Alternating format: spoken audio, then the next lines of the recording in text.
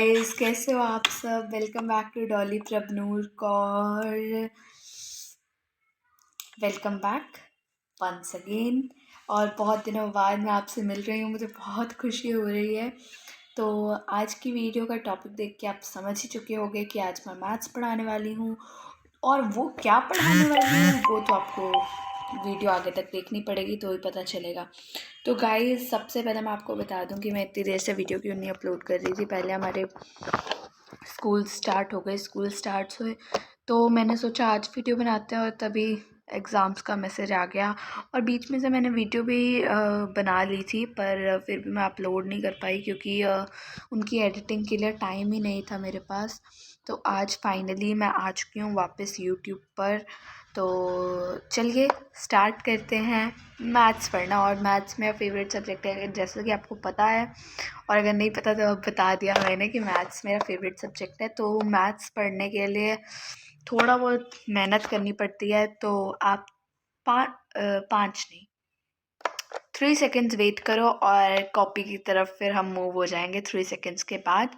तो 3 सेकेंड्स में तो मैं मैजिक ही कर सकती हूँ, 3 सेकेंड्स में मुझसे और कुछ तो होगा नहीं।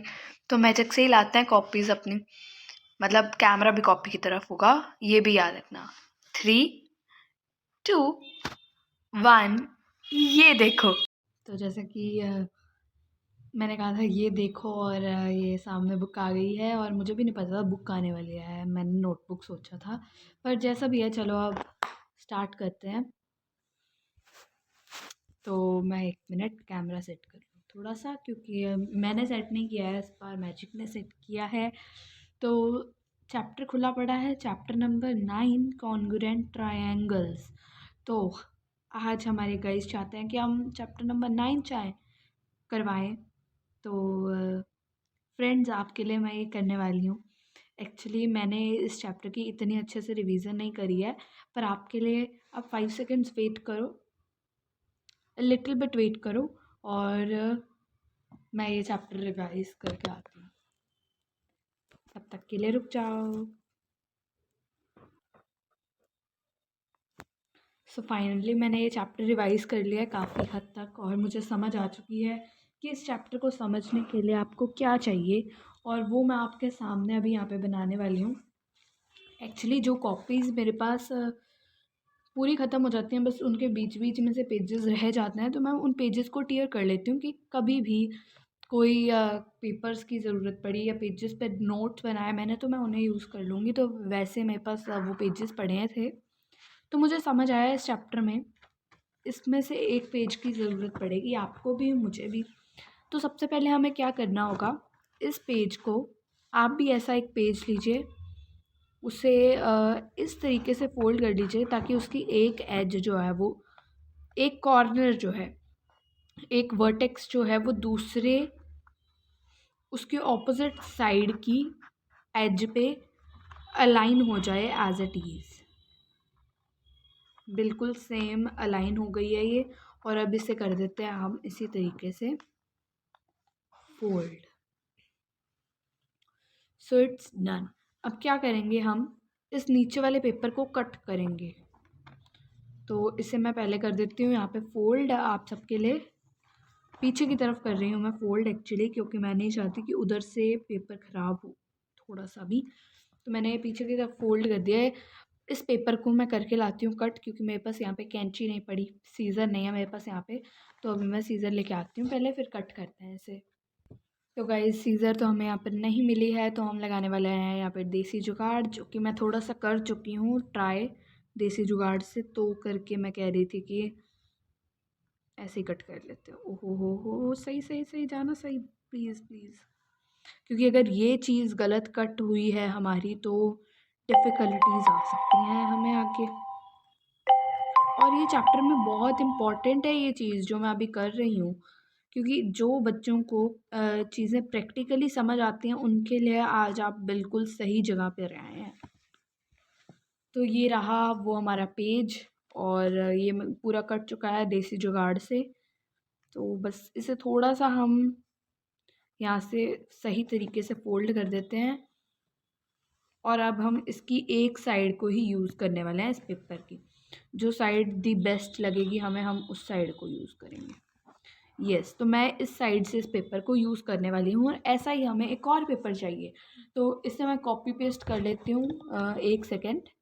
कॉपी पेस्ट करने के लिए इस पे हाथ रखते हैं। 3 2 1, ये देखो। तो देखते हैं इसके नीचे एक और है। Yes, there is one more for us. तो चलिए अब मैं आपको बताती हूँ कि आखिर ये चैप्टर है क्या। देखो, इसमें मेनली हमें बताया गया है कॉन्ग्रुएंट ट्रायंगल्स के बारे में। कॉन्ग्रुएंट ट्रायंगल्स, जैसे ये एक ट्रायंगल है, और एक सेकेंड, 2 ट्रायंगल कैसे दिखाऊँ स्क्रीन पे, इतना तो कैमरा ही नहीं बढ़ा। चलो, ये 2 ट्रायंगल्स हैं, ये 60 है, ये 60 है, ये भी 60 है, ये भी 60 है, इसकी भी तीनों साइड 60 हैं। तो क्या ये दोनों ट्रायंगल्स एक दूसरे पर कोइंसाइड कर जाएंगी? कोइंसाइड मतलब कि अगर हम इस ट्रायंगल को इस ट्रायंगल के ऊपर कुछ किसी भी तरीके से फिट करें, तो क्या ये एक दूसरे के ऊपर बिल्कुल एग्जैक्ट पूरी आ जाएंगी कि कोई भी कोना किसी भी ट्रायंगल का पीछे वाले ट्रायंगल का ना दिखे? तो दैट्स कॉन्ग्रुएंट। अगर ये हो जाता है तो मतलब this triangle is congruent to this. तो बस पूरा चैप्टर आपको समझ आ चुका है। बस इसमें कुछ रूल्स हैं, प्रॉपर्टीज़ हैं जो हम समझेंगे। तो सबसे पहले यहाँ पे बात की गई है objects which have the same shape. वो ऑब्जेक्ट्स जिनकी बिल्कुल सेम शेप होती है, ये देखो इनकी सेम शेप है। साइज, एंड साइज भी है, साइज भी सेम। मैंने इसे कट किया है, एक तो कॉपी पेस्ट ही किया है, तो सेम साइज है, सेम शेप है। आर कॉल्ड कॉन्ग्रुएंट ऑब्जेक्ट्स, और उन ऑब्जेक्ट्स को कहा जाता है congruent objects. And the relation of two objects, और इन दोनों में जो रिलेशन है उसे हम कहेंगे, two objects being congruent is called congruence. इनमें कॉन्ग्रुएंस है, इनका रिलेशनशिप क्या हुआ, जैसे भैया भाभी, मामा मामी, चाचा चाची, भाई बहन, वैसे ही इन दोनों में क्या रिलेशन है, कॉन्ग्रुएंस का। In this chapter, you will study about congruence relation among plane figures only. That is, figures which lie in a plane, जो कि एक प्लेन में लाई करती हैं, और ये दोनों प्लेन पर ही लाई कर रही हैं, और इनका प्लेन अभी क्या है, book. And have same shape and size. तो अब ये हमें पढ़ने की ज़रूरत नहीं है, अगर आपको पढ़ना चाहते हो आप तो पढ़ सकते हो। तो वैसे इसमें बस ये वाली लाइन पढ़ लेना, if figure x covers the figure y exactly then you can conclude that, मान सकते हो, कंक्लूड मतलब मान सकते हो, that the two figures are congruent, ये दोनों फिगर्स कॉन्ग्रुएंट है। This method of comparing two figures is called superposition. हाँ, और इसे कहा जाता है सुपरपोजिशन। जब आप दो ऑब्जेक्ट्स को का सेम साइज शेप मैच करने लगते हैं तो उसको कहा जाता है सुपरपोजिशन फाइंड करना। Thus, when x is congruent to y, we write it as x congruent y। और कॉन्ग्रुएंट का साइन, अब मैं यहाँ पे छोटा सा पेज है मेरे पास, उस पर लिख देती हूँ बड़ा बड़ा। इक्वल टू का साइन डालते हैं ना, आप इक्वल टू डाल के उसके ऊपर चाहे आप ऐसे करके एस डाल दो, पुट्ठा, हाँ इधर से सीधा एस, हाँ सीधा एस, नहीं इधर से भी उल्टा एस, सीधा कहाँ से होएगा ये, चलो कोई बात नहीं, बस उल्टा एस डाल दो। इसकी प्रैक्टिस कर लेना। इक्वल टू, मैं एक बार बड़े में प्रैक्टिस करो, फिर एक बार छोटे में प्रैक्टिस करो, फिर और छोटे में प्रैक्टिस करो, मतलब नॉर्मल हैंड राइटिंग में। फिर जब आप कोई लाइन लिखते हैं, जैसे इन्होंने लिखा है एक्स कॉन्ग्रुएंट वाई, तो आप ऐसे लिख कर प्रैक्टिस करो ताकि आपकी पूरी प्रैक्टिस हो जाए, इस साइन को बनाने में कोई गलती ना हो। ठीक है, तो कुछ इस तरीके से आप इस साइन को बनाने के लिए बनाने की एक्सरसाइज कर सकते हो। तो अब ये लाइन पढ़ लो कि हम इसे कैसे कैसे बोल सकते हैं। अ प्लेन फिगर एक्स, ये एक्स प्लेन फिगर थी, या फिर आप प्रैक्टिकली करना चाहते हैं तो इसे एक्स ले लो, इसे वाई ले लो। एक को x ले लो, एक को y ले लो। A plane figure x is said to be congruent to figure y। x y के कॉन्ग्रुएंट है सिर्फ तब कह सकते हैं कि x y के कॉन्ग्रुएंट है if x covers y, x y को कवर कर लेता है एग्जैक्टली पूरा का पूरा, ये देखो पूरा का पूरा कवर कर लिया है। व्हेन सुपरपोज्ड ओवर इट, जब इसको सुपरपोज किया जाए, जैसे सुपरपोजिशन पढ़ा था, सुपरपोजिशन से बना है superposed over it. Symbol this is use to, ये जो सिंबल मैंने अभी आपको यहाँ पे बना के दिखाया 1 2 3 4 बार, वो सिंबल, उस सिंबल को यूज किया जाता है इंडिकेट कॉन्ग्रुएंट टू को दिखाने के लिए। सो अब हम चलते हैं नेक्स्ट पेज पर। यहाँ पे मुझे एग्जाम्पल्स देखने को मिल रही हैं जो कि हमारे काम की नहीं है, क्योंकि मेनली ये ट्रायंगल्स को कॉन्ग्रुएंट दिखाना चाहते हैं। तो अब आया है कॉन्ग्रुएंस ऑफ ट्रायंगल्स। ये बहुत इंपॉर्टेंट है। Two triangles are congruent if pairs of corresponding sides and corresponding angles are congruent. अगर उसकी कॉरेस्पॉन्डिंग साइड्स और कॉरेस्पॉन्डिंग एंगल्स जो है वो कॉन्ग्रुएंट हो, ठीक है। जैसे अब यहाँ पे लिखा है ए कॉन्ग्रुएंट नहीं है, मतलब बराबर, आई थिंक। रुको, ये हम अभी समझते हैं कि ये इन्होंने क्यों लिखा। वैसे इसकी भी ज़रूरत नहीं है, आप बस सीधा आगे आते हैं।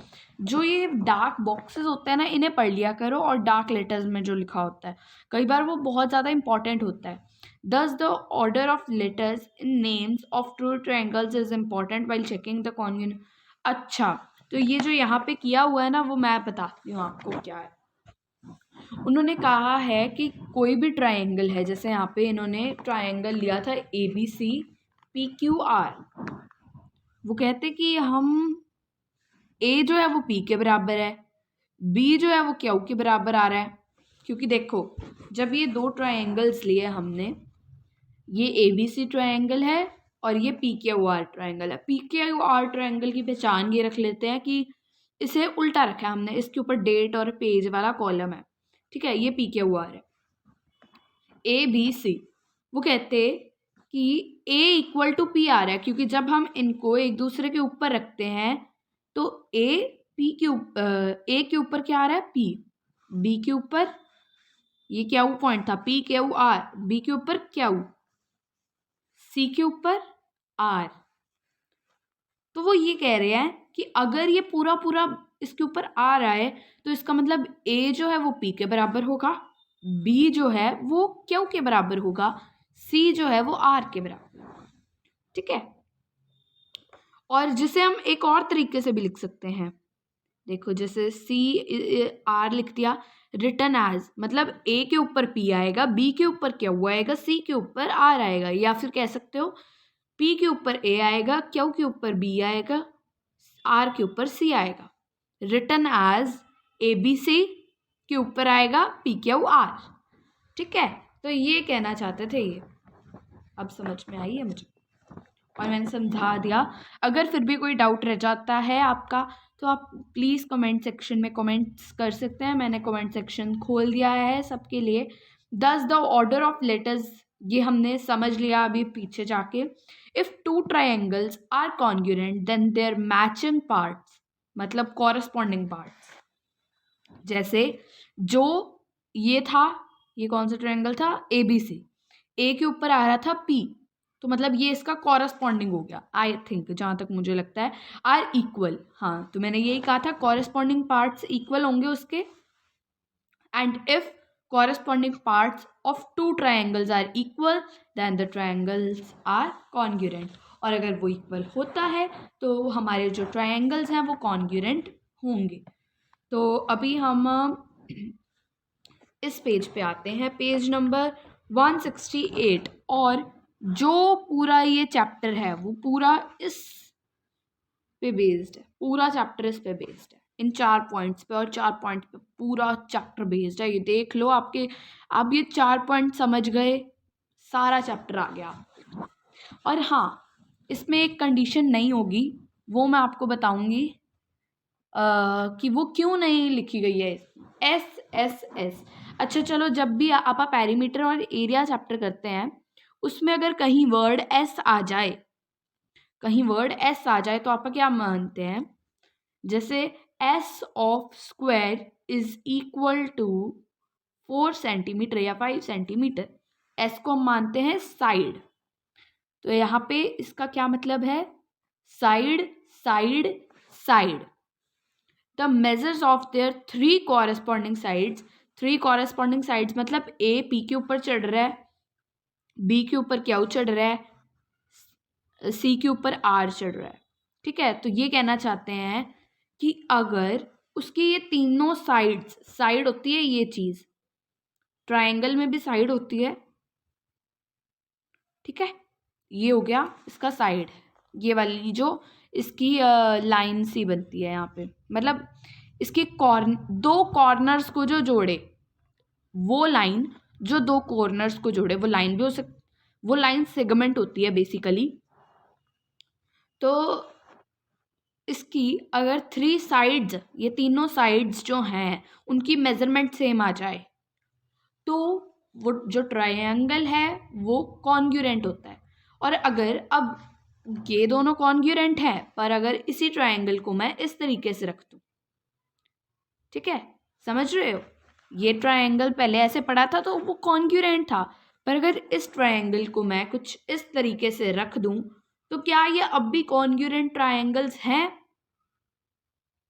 बिल्कुल सही, जी हाँ, ये अब भी कॉन्ग्रुएंट ट्रायंगल्स हैं, क्योंकि कॉन्ग्रुएंसी होता है कि किसी भी तरीके से, चाहे हम इसे ऐसे मरोड़ें चाहे ऐसे मरोड़ें, जिस भी तरीके से मरोड़ें पर इसके ऊपर फिट कर दें। पर अगर कोई ट्रायंगल किसी भी तरीके से मुड़कर भी इसके ऊपर फिट ना आए तो मतलब दे आर नॉट कॉन्ग्रुएंट। ठीक है, अभी हम सिर्फ इसकी एक ही प्रॉपर्टी कर रहे हैं, एस एस एस कंडीशन। तो एस एस एस मतलब side equal to side equal to side, मतलब जो इसके ऊपर फर्स्ट साइड के ऊपर जो भी साइड आ रही है, जो उसके कॉरेस्पॉन्डिंग साइड है, उसकी मेजरमेंट इसके बराबर होनी चाहिए। और इस तरीके से इन्होंने हमें एक चेक करने का तरीका भी बता दिया। आप देखो यहाँ पे आ जाओ, मैं यहाँ पे एक ड्रॉ करती हूँ, 2 ट्रायंगल्स ड्रॉ करती हूँ।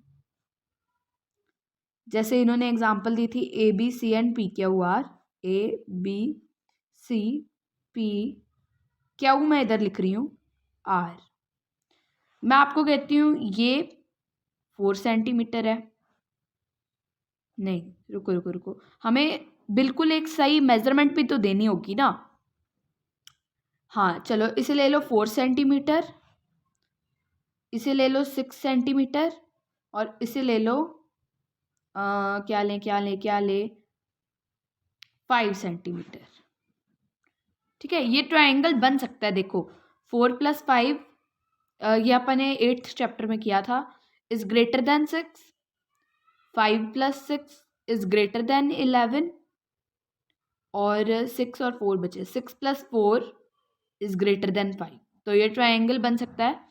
और अगर यही मैं इस तरीके से दूं, ए सी कितना है इनका 4 सेंटीमीटर, तो मैं यहाँ पे पी आर को 4 सेंटीमीटर दे देती हूँ। ठीक है, बेस मैं वही रख रही हूँ, आर क्या उसको हम दे देते हैं 5 सेंटीमीटर, और इसे हम दे देते हैं 6 सेंटीमीटर। ठीक है, तो ये दोनों ट्रायंगल्स क्या कॉन्ग्रुएंट हैं? Are they congruent? Who will tell me? Yes, they are congruent, क्योंकि इसमें भी 6 सेंटीमीटर है, इसमें भी 6 सेंटीमीटर है, इसमें भी 5 सेंटीमीटर है, इसमें भी 5 सेंटीमीटर है, इसमें 4 सेंटीमीटर भी है, इसमें 4 सेंटीमीटर भी है। तो मैं थोड़ा सा आपके लिए आपको चेक करने का तरीका बता देती हूँ। तो मैं लिख सकती हूँ इसे ए बी सी कॉन्ग्रुएंट। अब यहाँ पे पी आर क्या कोई भी नहीं लिखेगा, पी आर क्या अगर आप लिखते हो तो मैं आपको बताती हूँ कि ये गलत क्यों होगा। इसको चेक कैसे करना होता है, ए बी 6 सेंटीमीटर है तो क्या पी आर भी 6 सेंटीमीटर है? No, it is not 6 centimetre, it is not 6 centimetre. तो ये आप चेक कर सकते हो इस तरीके से। तो ये तो गलत हो गया। अब मैं पहला तो जैसे मर्जी लिख सकती हूँ ना, पहला मैंने ABC उठा के वैसे का वैसे लिख दिया। अब यहाँ पे हमें ध्यान देना होगा, AB क्या है, AB 6 सेंटीमीटर। तो मुझे कुछ ऐसी साइड लेनी होगी इस ट्रायंगल की जो जो 6 सेंटीमीटर ही हो। पी क्यू 6 सेंटीमीटर है, तो यहाँ पे मैं PQ लिख देती हूँ, कोई गलत नहीं कर सकता। BC, अब BC ढूंढो कितने सेंटीमीटर है, 5 सेंटीमीटर BC। ठीक है, 5 सेंटीमीटर हो गया। अब मुझे इधर ढूंढना पड़ेगा कि 5 सेंटीमीटर कौन सी है। यहाँ पे कौन सी है, RQ। अब मैं RQ तो लिख नहीं सकती क्योंकि इसमें 3 ही कॉर्नर्स हैं और चौथा वर्ड मैं लिख नहीं सकती, पर क्यू मैंने पहले से लिख रखा है तो मैं यहाँ पे QR लिख सकती हूँ। तो ये हो गया 5 सेंटीमीटर। अब अगर 2 सेम हो गए तो तीसरा सही ही होगा।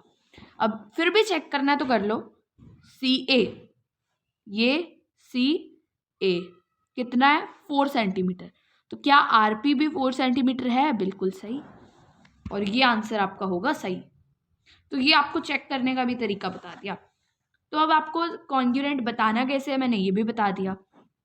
चलो अब हम पढ़ते हैं ये वाला, 2 triangles are congruent if 3 sides of one triangle are respectively equal। respectively, अभी वही मैं आपको respectively वाला फॉर्मूला ही बता रही थी कि AB PQ के इक्वल आना चाहिए, BC QR के इक्वल आना चाहिए, RP CA के इक्वल आना चाहिए। Equal to the 3 corresponding sides मैंने आपको बता दी हैं ऑफ द अदर ट्रायंगल, दूसरी ट्रायंगल का कॉरस्पॉन्डिंग साइड्स जो होंगी उसके।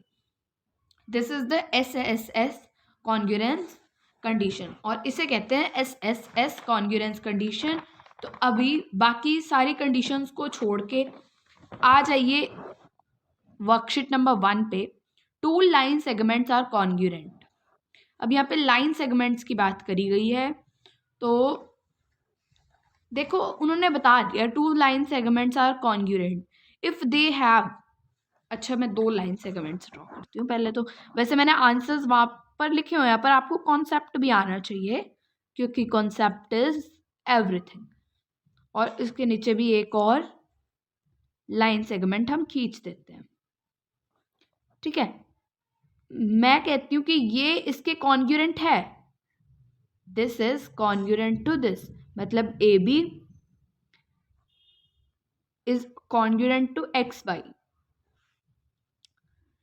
ठीक है, पर इसमें क्या सिमिलैरिटी होगी जो ये कॉन्ग्रुएंट होंगे।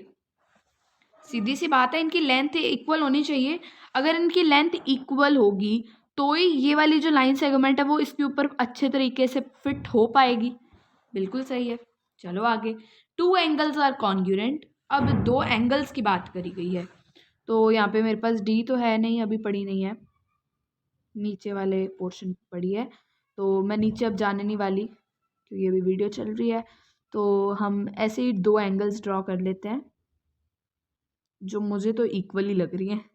चलो नहीं भी है तो समझ लो ये एक बार कॉन्ग्रुएंट है, ये इससे समझ लो 70 डिग्री समझ लो। ठीक है, समझ लो इससे 70 डिग्री, सेम लेंथ। और यहाँ पे अच्छा, 2 angles are congruent if they have क्या, सेम मेजर। उनकी एंगल का मेजर सेम होगा तो ही वो कॉन्ग्रुएंट होंगी। बिल्कुल सही है, same measure. 2 squares are congruent if they have.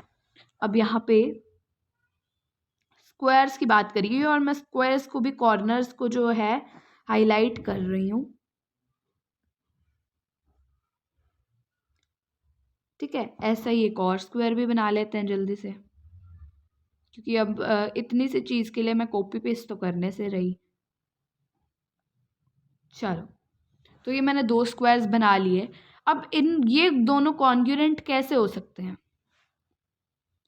अगर इन दोनों की साइड्स की मेजर इक्वल होगी। क्या आंसर है, सेम साइड लेंथ। ठीक है, तो सेम साइड की लेंथ होगी तभी। 2 सर्कल्स आर कॉन्ग्रुएंट। अच्छा, बड़ा अच्छा सवाल आया है यहाँ पे। सर्कल तो मैं आराम से बना लूँगी। इसे कहते हैं सर्कल बनाने की शॉर्ट टेक्निक। तो two circles are congruent if they have, अब उनमें क्या इक्वल होना चाहिए? डायामीटर इक्वल होना चाहिए। सोचो, डायामीटर इक्वल होना चाहिए। सोचो, अब बताओ कमेंट सेक्शन में। देखो, डायामीटर भी आंसर हो सकता है, यहाँ पे मैंने रेडियस लिखा है, ठीक है, तो डायामीटर भी आंसर हो सकता है, पर अगर हमें डायामीटर दिया ना हो, वो हमें निकालना आता है। दिक्कत ये है कि अगर डायामीटर इक्वल है तो बेस्ट तरीका ये होगा इसको फाइंड करने का कि उनका रेडियस इक्वल हो, ठीक है। तो जैसे मैं यहाँ पे 2 सर्कल्स ड्रॉ करती हूँ, ऐसे तो मैं भी कह सकती थी एंगल का ये वाला लेंथ इस वाले लेंथ के नहीं, ये वाला लेंथ इस वाले लेंथ के इक्वल हो। कहने को मैं ये भी कह सकती हूँ, मैं ये भी कह सकती हूँ इनका एरिया इक्वल हो, पर आप छोटा तरीका फाइंड कर रहे हैं, तो इसका रेडियस हम कहेंगे इक्वल होना चाहिए। टू रेक्टेंगल्स आर कॉन्ग्रुएंट, अब आ गई रेक्टेंगल्स की बात। रेक्टेंगल भी बनाने मुझे सौखे ही लगते हैं,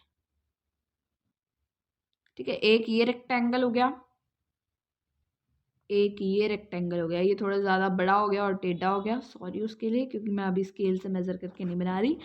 तो अब मैं कहने को ये भी कह सकती हूँ इसका एरिया इसके एरिया के इक्वल हो, पर नहीं, इसीलिए मैंने यहाँ पे रेडियस लिखा, डायामीटर नहीं लिखा। इसकी लेंथ और ब्रेड्थ दूसरे ट्रायंगल की लेंथ और ब्रेड्थ के इक्वल हो, सेम लेंथ एंड ब्रेड्थ, ठीक है।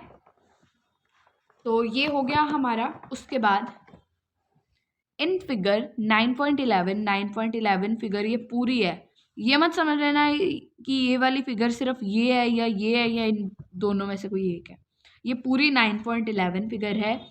State which pairs of triangles, अब ये पेयर्स दिए हुए हैं, 1 के आगे 2 ट्रायंगल्स हैं, 2 के अंदर ये 2 ट्रायंगल्स हैं, ये देखो आप बीच में एक लाइन लगी हुई है, और 3 नहीं है ये ट्रायंगल्स। आप कहो कि ये भी एक ट्रायंगल बन रहा है, बीच में से कर्व है, तो ये ट्रायंगल नहीं होगा। 3, इसमें भी 2 ट्रायंगल्स जोड़ कर दिए हुए हैं, हाँ इसमें 3 बन रहे हैं, 4 बन रहे हैं, जितने भी बन रहे हैं, ज़्यादा बन रहे हैं मुझे पता है, तो कोई बात नहीं। आपा को जिसकी लेंथ और ब्रेड्थ दी गई है आपा उसका ही मानेंगे, लेंथ और ब्रेड्थ नहीं, साइड। तो इसमें भी 2 ट्रायंगल्स दिए गए हैं, एक ये ट्रायंगल और एक ये ट्रायंगल। तो चलिए अब हमें फाइंड करना है इनमें कॉन्ग्रुएंट हैं, तो इनकी कॉन्ग्रुएंस कंडीशन सिंबॉलिक फॉर्म लिखनी है, ठीक है। देखो दोबारा क्वेश्चन पढ़ देती हूँ क्योंकि मैं भी कंफ्यूज हो गई थी। State which pairs of triangles are congruent, pairs दिए हुए हैं 2 ट्रायंगल्स के, congruent by S congruence condition, क्योंकि मैंने अभी आपको यही कंडीशन सिखाई है, क्योंकि वर्कशीट 1 में मेनली इसी कंडीशन का यूज़ हो रहा है, मेनली क्या हो ही इस कंडीशन का रहा है use. Congruence condition, if congruent right, अगर है कॉन्ग्रुएंट तो लिखो कि उसकी सिंबॉलिक फॉर्म क्या होगी। तो बड़ा अच्छा सा हमारे पास ये काम आया है जो हम करने जाएंगे, कर रहे हैं, मतलब शुरुआत कर रहे हैं जिसकी। देखो ये 2 सेंटीमीटर है, ये 3 सेंटीमीटर है, ये 2.5 सेंटीमीटर है। और अब जो बच्चे प्रैक्टिकली काम करना पसंद करते हैं उनके लिए स्पेशली ये मैं करवा रही हूँ, ठीक है, उनको ज़्यादा अच्छे से समझ लगने वाली है इस वीडियो की। तो चलो अब ले लेते हैं इसे ABC ट्रायंगल, इसको ABC ट्रायंगल ले लिया, और जिस पे P लिखा हुआ है, P से एक्चुअली मेरा नेम भी है, जिस पे P लिखा हुआ है उसे हम ले लेते हैं PQR ट्रायंगल। और पता है मुझे ना इस वीडियो से पहले मैंने हाथ तो कुछ सेकंड्स के लिए रखा था, पर रिवीजन करने में बहुत टाइम लग गया। तो जिसको भी ये वीडियो पसंद आ रही है या कुछ भी अभी तक इतना भी समझ आया ना चैप्टर, तो प्लीज़ वीडियो को लाइक्स दे दिया करो, क्योंकि हम तो बस आपके प्यार के भूखे हैं। लाइक कर दो थोड़ा सा, और हाँ, सब्सक्राइब का बटन भी ऑन कर देना।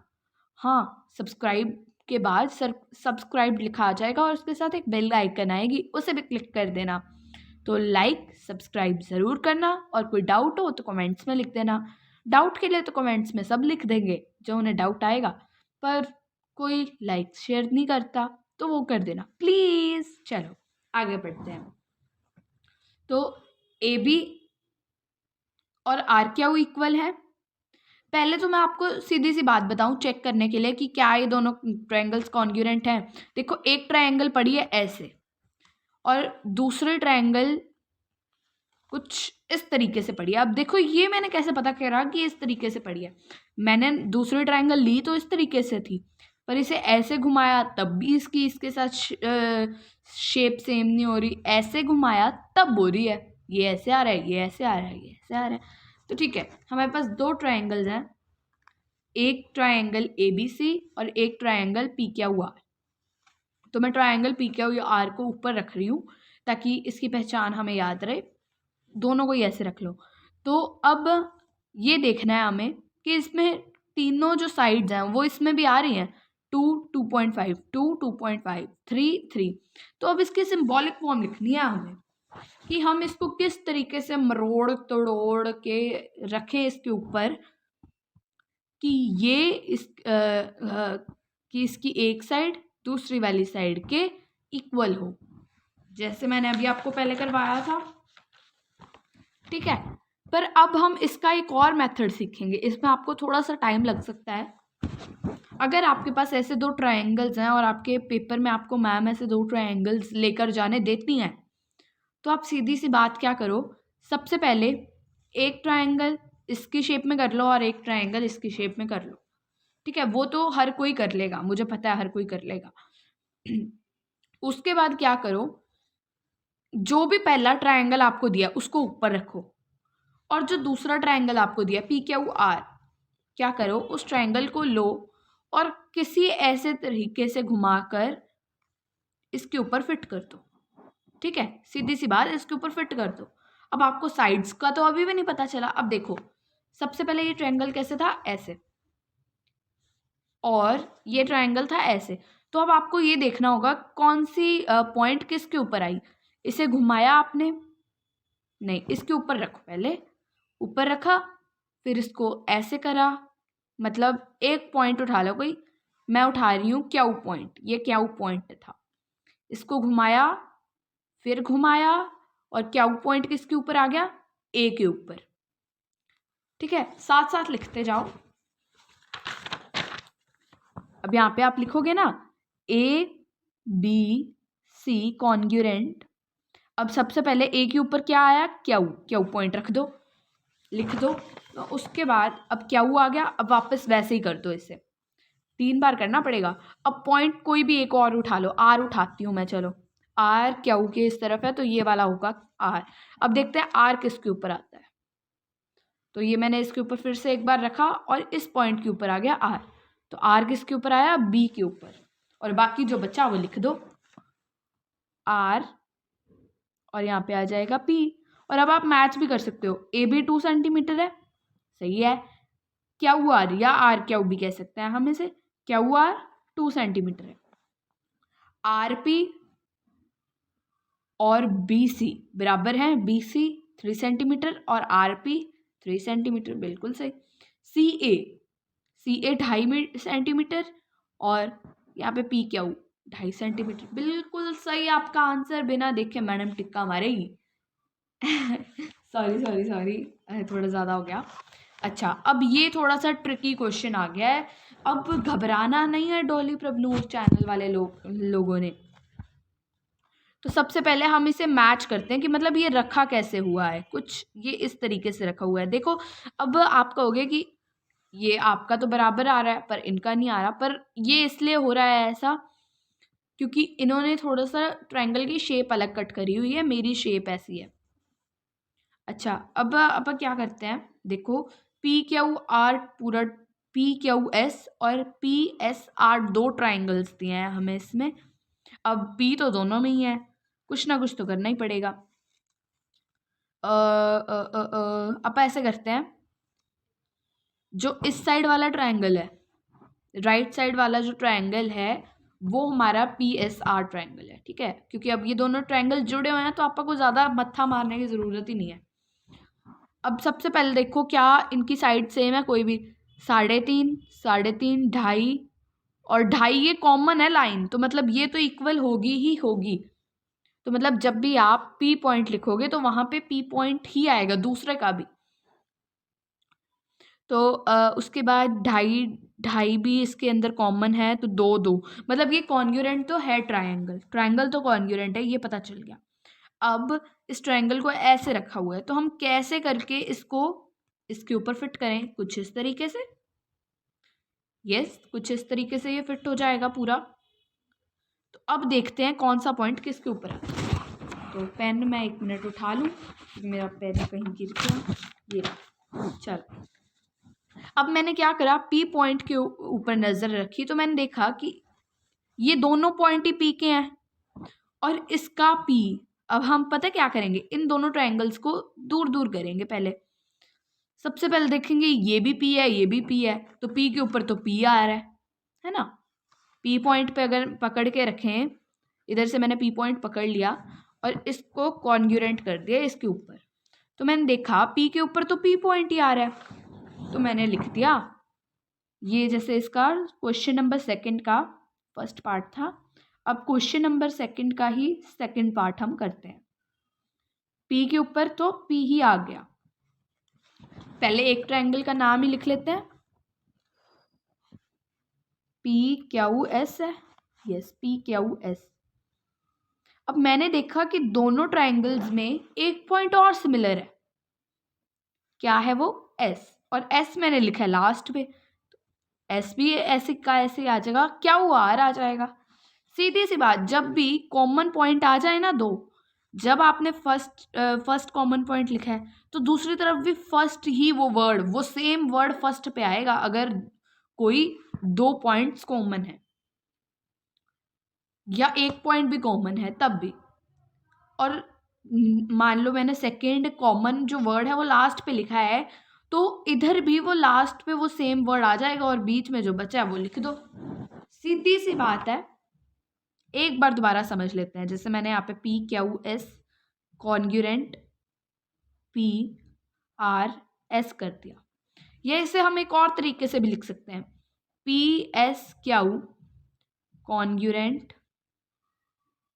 अब इसको बनाओ, जल्दी से बनाओ, बिल्कुल इजी है। P और S तो कॉमन ही है, तो PS लिख दो, और पीछे क्या बचा, और इसमें पीछे क्या बचा, R, तो R लिख दो। ये बिल्कुल सही है, दोनों बिल्कुल सही है, ठीक है। समझ आ गई ना बात।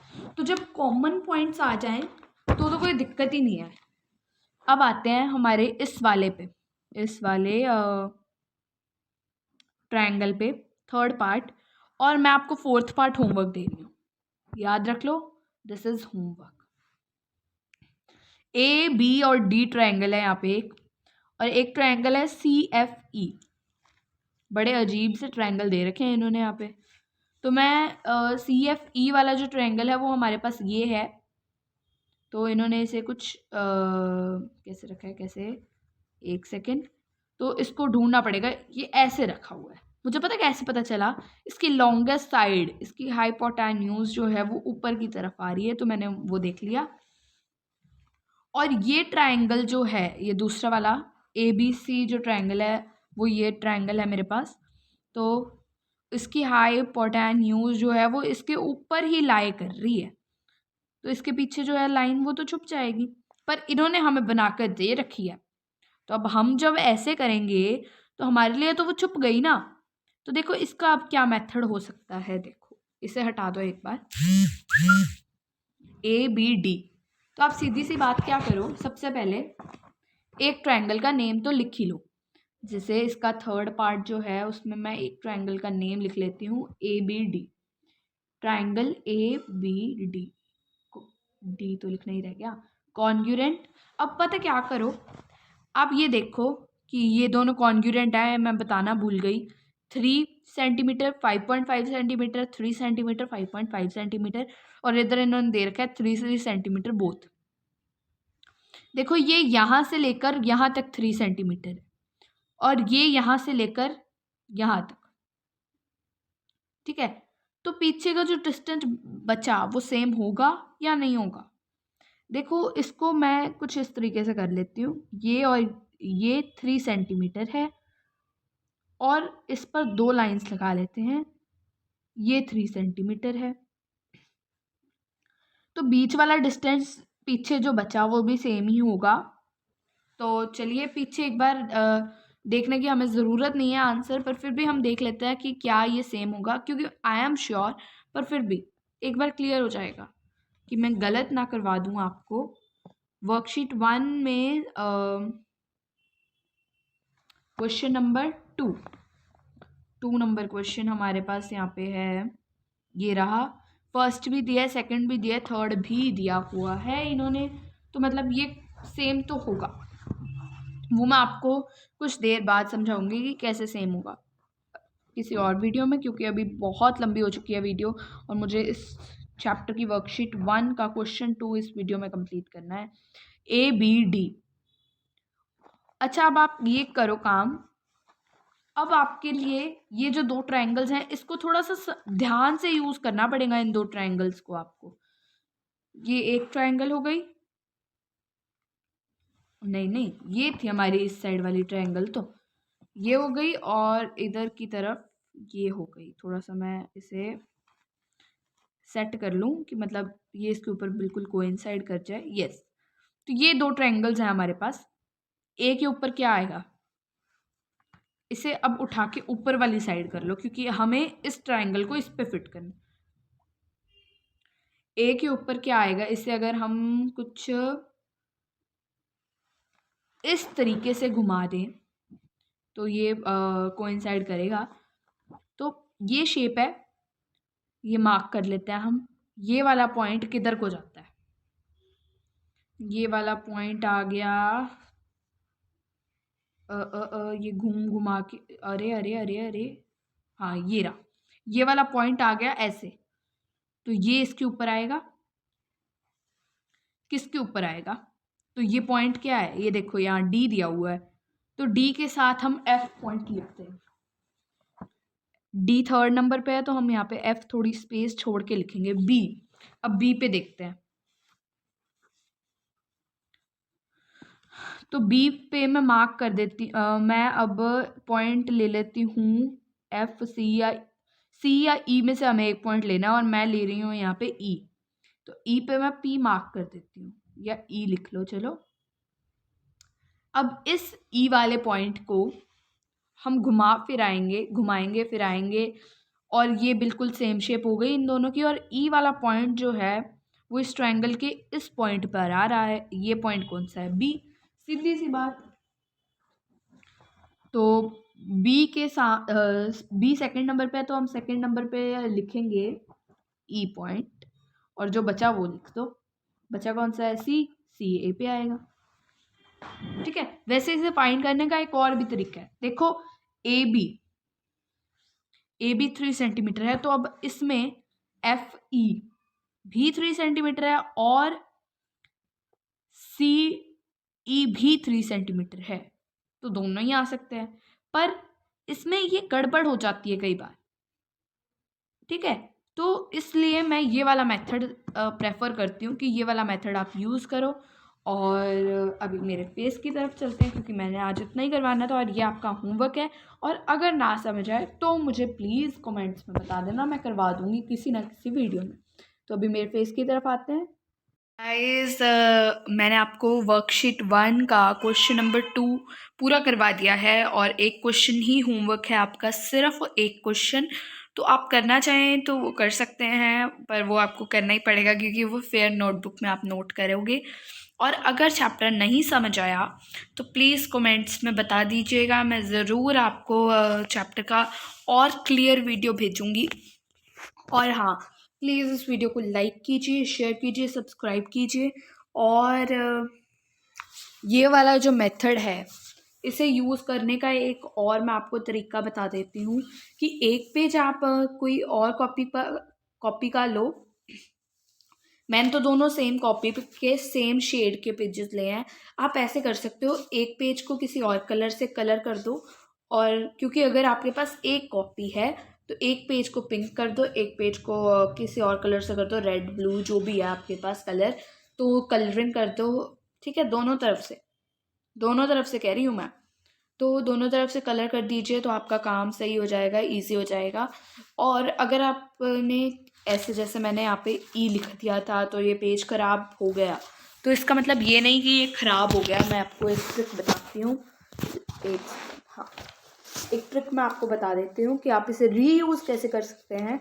वैसे तो ये इतना गंदा नहीं हुआ, मान लो अगर आपसे फिर भी हो गया है तो आप इसे,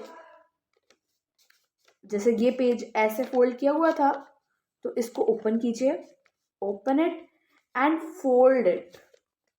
पर फोल्ड किस तरफ करना है? पीछे की तरफ। जो पेज आपका खराब हुआ है उसे अंदर की तरफ कर दो। तो ये मैंने अंदर की तरफ कर दिया, और अगर मैं इसे फोल्ड कर दूँ इसी तरीके से, मतलब प्रेस कर दूँ,